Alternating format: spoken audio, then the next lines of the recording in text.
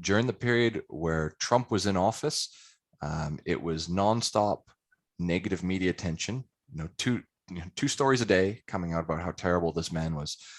This has virtually all completely ceased since Biden has come into government, and so it makes it very, very hard to understand what he's doing, because most of the press now is virtually around the trips that he's taking, and there doesn't seem to be any dialogue about laws and other things that he's doing. So you're saying what he's doing is terrible. Can you just tell us in a broad sense, give us a few points, for example, of what he's doing to let us in and understand this a little bit more?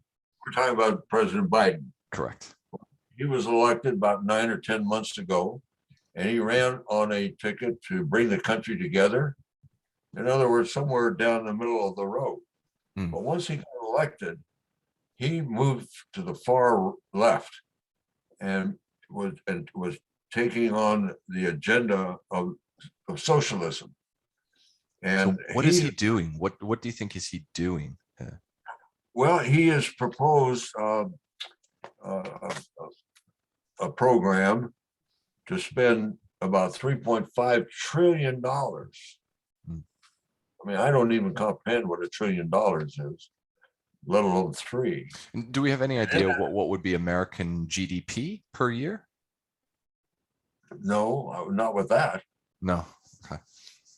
The projection was we were supposed to have about 7% GDP, but and growth I'm talking about. And now it's probably going to be less than that, around 2%. But I don't know what the total GDP would be. But he has proposed all kinds of social welfare programs, like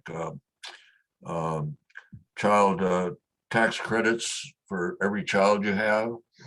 So spending. 8 weeks. Spending. Yeah, 8 weeks of maternity leave for everyone required.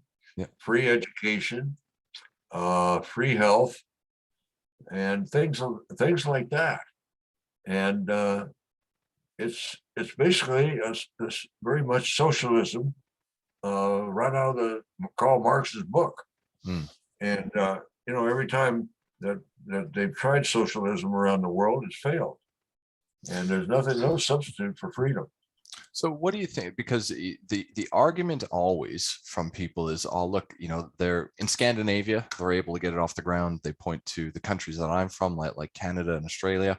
What do you think is fundamentally, I guess, the difference, or what are we not being told, I guess, of the cost effect in countries where they are arguing that it works, like over here in Scandinavia? Well, the quality and standard of living compared to the United States it's not even close. They in the United States, this country was founded on the concept of freedom. And that's why so many people are trying to get into the United States and not leave.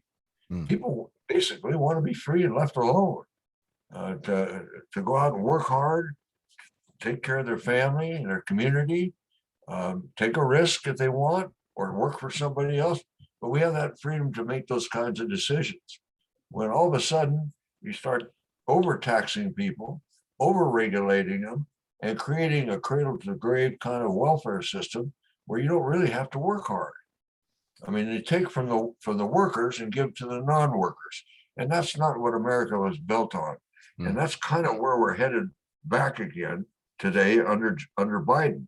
And he's out of touch with the American people.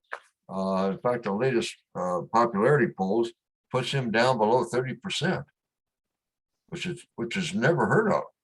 Yeah, I think low 30s is generally on the extreme end, isn't it? Yeah, he is not a popular president.